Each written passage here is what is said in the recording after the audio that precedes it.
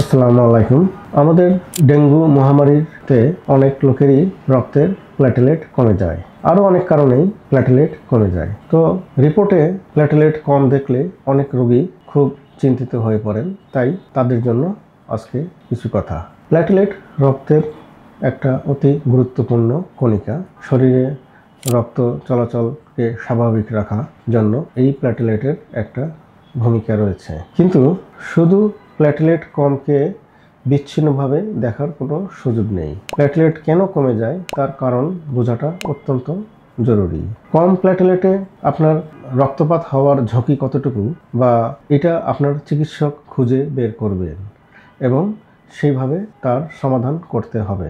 সরাসরি প্ল্যাটেলেট কম এবং শরীরে প্ল্যাটেলেট ভরাই দিলাম, ব্যাপারটা কিন্তু এতটা সহজ না।